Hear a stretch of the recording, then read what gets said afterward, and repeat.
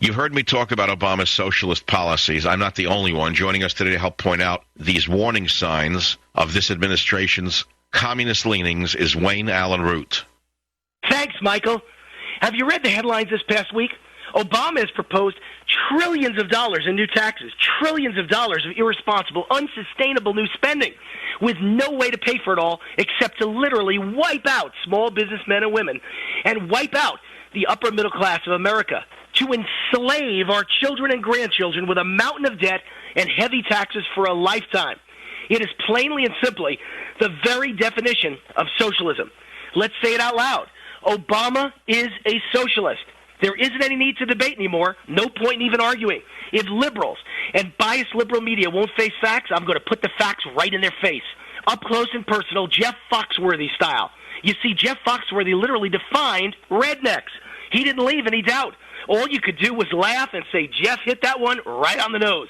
Well, I'm going to now define a socialist. And when I'm done, you can only cry and say, wow, Wayne sure described that Obama fellow. Exactly. If you want government to take over business, banks, car makers, Wall Street, hijack the entire economy, you might be a socialist.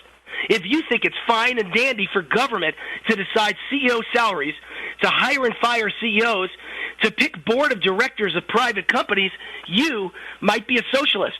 If you think 32 czars appointed by Obama can run the American economy by committee, even though few, if any, have ever run a business, and if you think it's okay to appoint a car czar who admits publicly he knows nothing about cars, you might be a socialist. If you want to give away as much as $100 million of taxpayer money to GM and Chrysler just so that they can go bankrupt anyway, but then hand the company to the unions that bankrupted them in the first place, you might be a socialist. If you want to pass cap and trade and convert America to a green economy to create millions of jobs, even though Spain is the greenest economy in all of Europe, and they have 18% unemployment, the highest in all of socialist Europe, you might be a socialist. If you support universal health care, even though a majority of Americans are happy with their present health plan, and government is the one that has screwed up health care in the first place with overregulation, even though government has run the U.S. Postal Service into bankruptcy and run Amtrak into bankruptcy, and the public school system is in shambles and loses tens of billions per year, and Medicare and Medicaid threaten to bankrupt the entire economy with their gigantic losses, all run by government, and government has run up $5.3 trillion in unfunded liability just for pensions and free health care for government employees, and you think government is the answer to cutting the cost of health care, you might be a socialist. If you think government can save money on health care, even though the exact same people that run government have brought you an almost $2 trillion deficit and almost $100 trillion in debt, almost double the world GDP, all the money made in the world each year, that's our debt. And despite the fact that government loses money at every department and every agency at every level every year since inception, you might be a socialist.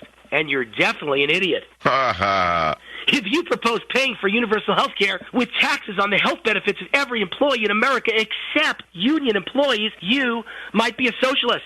If you propose paying for health care by punishing the rich with a 5% surcharge on their incomes, even though that same group you are punishing, small business owners, already pays virtually all the taxes and creates all the jobs in America, you might be a socialist. If you support a VAT tax just like socialist Europe that puts a deadly tax on every product in America at every level of production and purchase on top of all our other state, federal, and local taxes, you might be a socialist. If you are in favor of bailouts of certain companies and certain industries who just happen to give you large campaign contributions, all with taxpayer money, and you didn't even think to ask the permission of taxpayers, and you don't or won't disclose who got the money or how much, and you don't even say please or thank you, even though it's our money paying for it all in the first place, and you never even bother to read the 1,000-plus page bailout bill delivered to you only hours before you voted yes, you might be a socialist. If you call it a tax cut when you give a welfare check to people that never pay taxes in the first place, you might be a socialist. If you think all your friends deserve a government job for life and obscene salaries far higher than the private sector and bloated pensions for life and health care for life and a guaranteed job for life, you may be a socialist. And by the way, if after all that, you're a Columbia University economics professor, and you ever gave a student named Barack Obama an A, you might be a socialist. And if you think it's perfectly fine to appoint a Supreme Court justice for life who thinks that a Latina woman can make a better decision from the bench than a white male simply because of the color of her skin, you might be a racist. Ladies and gentlemen, I think it's safe to say our country, our economy, our education system, and capitalism itself is being run and ruined by socialists, racists, and idiots. It's time to stand up. It's time to fight. It's time to put manners and politeness aside. It's time to offend. It's time to yell, scream, protest, and get angry. It's time to take back our country before there is no country or economy left to take back. God bless America. Thanks, Wayne. This is the Savage Nation. I'll be back.